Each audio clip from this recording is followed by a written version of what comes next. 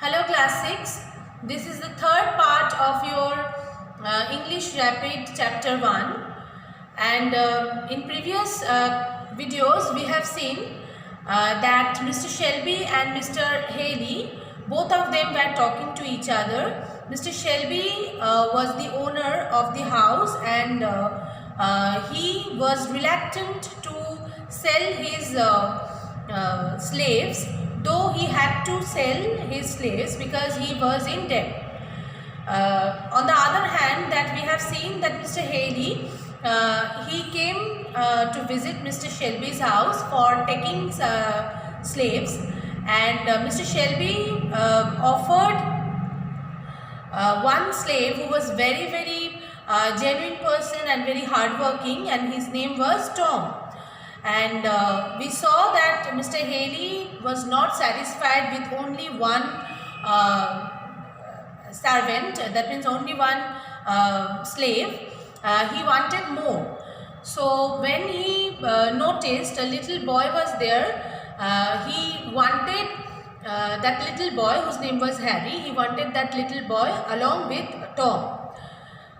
We also saw that Tom had his mother, whose name was Eliza. She was very elegant looking and very attractive. Moreover, she was half Negro, and she loved her child very much. And Harry actually had very unique kind of habits. Habits means you can say that a very unique kind of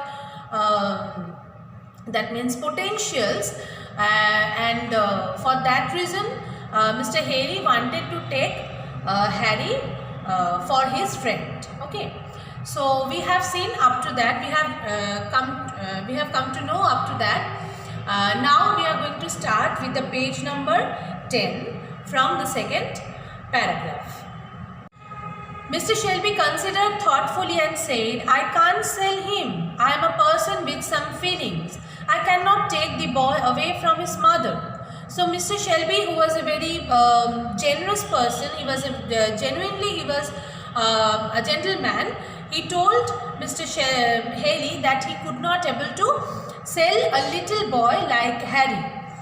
And these features are not like white folks expecting to keep their children and wives. These creatures are not like white folks. They are able to manage. They can get over things as they don't have any kind of expectations, Mr. Haley emphasized. What happened? On the other hand, we saw that we are seeing that Mr. Haley, he did not have that much of conscience in him. He was not very good at heart.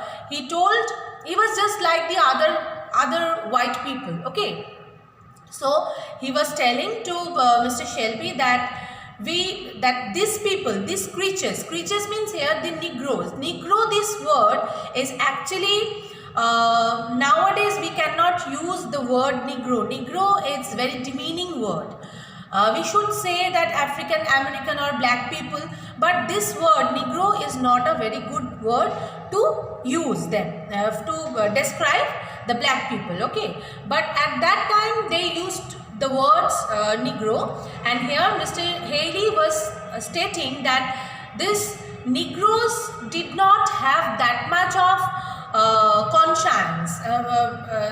They did not have that much of feelings. They should not have that much of feelings. Okay, because they were only the slaves to them. Wherever they are being told to go, they must go there. Okay, so they should not have any feelings, and these white people, they should have the feelings, but like the white peoples, these black people should not have the feelings. And obviously these black peoples were very manageable, and whatever that means the white people wanted, they could do anything with them, with the black people. Okay, who said it? Mr. Haley stated to Mr. Shelby. "Then I haven't brought them up properly," said Mr. Shelby.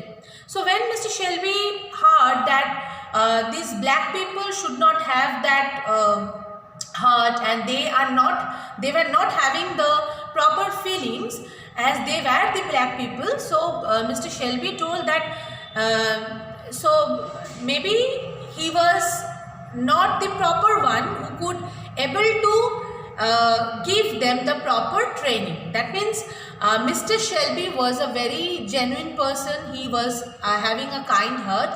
So he was also thinking that however he was thinking for the black people also must have the feelings for themselves. Okay, so here Mr. Shelby told that all the black people who were living with Mr. Shelby, they were not like that. They must have they had the hearts, they had the feelings. Okay, I suppose not. You Kentucky people spoil your niggers, but it isn't any kindness to them at all, as they have to move around and have different masters and face the rough world, Mr. Haley said. Mr. Haley said that you should not, Mr. Haley told it to Mr. Shelby that you should not give such preference to your niggers, because the niggers are the people who were like that. They should not have the hurt, they should not have any feelings, and this only Mr. Haley told it to Mr. Shelby. Okay, so because and also Mr. Haley told that as these niggers had to go all around the world as the slaves, so they had to face different kinds of masters, so they should not have the feelings like that. Then he asked Mr. Shelby what he was going to do. Mr. Shelby told him to come in the evening between 6 and 7, when he would give him his answer after he had discussed the matter with his wife. So, after saying this, Mr. Haley told that Mr. Haley actually asked Mr. Shelby that what he would do. Because Mr. Shelby was the owner, so if Mr. Shelby would able to give the that means the slaves to Mr. Haley, then only Mr. Haley could able to take them. So Mr. Shelby told that he would actually talk with his wife, and after taking her decision, then only he would tell whether the slaves were able to go with Mr. Haley or not. Okay. After Mr. Haley left, Mr. Shelby carried on sitting, pondering on his problem. He was a kind person and looked after his Negro slaves well. But now he was in debt and owed a large amount of money to Haley. The only alternative for him to get out of this situation was to sell his best slave, Tom. After leaving the place, when Mr. Haley left the place, at that time, Mr. Shelby was actually pondering on his problem. Pondering on his problem means he was thinking about the problem. That means whether he could sell his slaves or not. He was Mr. Shelby was a very kind and genuine person. So he did not want to sell his slaves. Okay. But unfortunately, he was in a very great debt, as he had he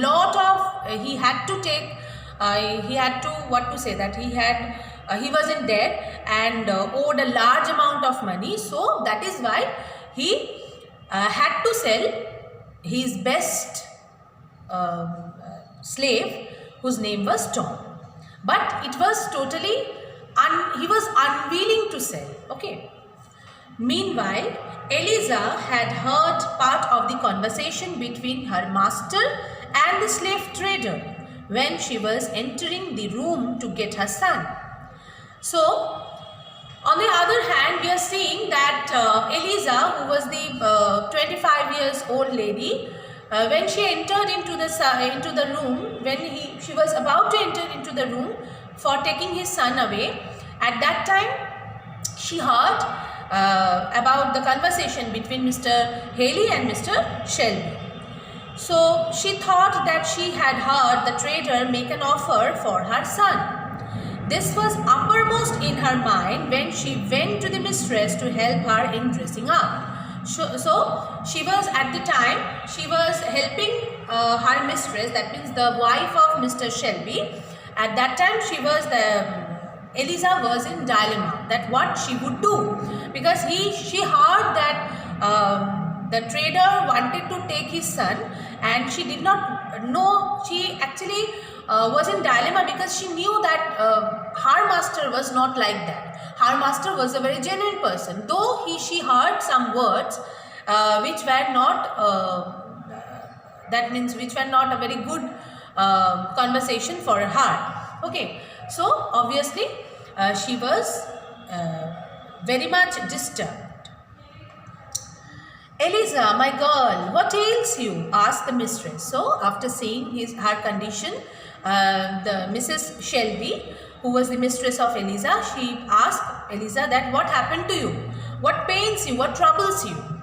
Eliza burst into tears and told the mistress what she had heard. Oh, Missy, do you think the master will sell my son?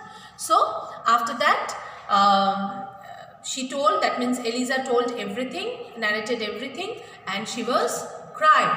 She told that, she asked that whether the master would sell his son. Eliza, what nonsense. You know that the master never considers selling off any of his slaves if they behave properly. And moreover, he never deals with these southern traders.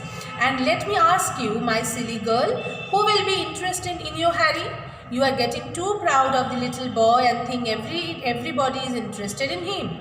Come, cheer up and do up my dress and hair, and don't go listening at doors. So, after hearing that, Mrs. Shelby told that it's just a nonsense thing. You have heard wrong. Because your master never considered these things. Your master never ever dealt with the southern traders, and he was a very genuine person. He would never sell any of his that means slaves. Okay, so you be quiet and you have the patience. Okay. And also she told that your boy is very small for thinking this kind of thing. So don't panic, he will be alright. Comforted by her mistress's confident words, Eliza started dressing her up, laughing at her own fears. So Eliza was happy after hearing these words, and she was doing the jobs what she was doing with her mistress. Okay. Mrs. Shelby was a woman of good background, intelligent, kind and religious. She made constant efforts to keep her servants in comfort and to improve their conditions, which had the tacit support of her husband. Okay, so here that we are listening about, now we are learning about Mrs. Shelby. Mrs. Shelby was a very generous and very pious lady, like her husband. She was intelligent and she was from a very good background, and she was always thinking about how to improve the conditions of his servants, of the slaves. Okay. So, however, she was absolutely unaware of her husband's recent situation, and counting on his genial nature, sincerely believed Eliza's fear to be uncalled for. So, actually the thing is that the real condition she did not know. The real condition of her husband she did not know. She was only thinking that it could not be happen, and her husband never thought of selling like this, and she was sure that this condition, that means her husband will never sell any of his servants. Okay, so but she did not know the reality only. Okay.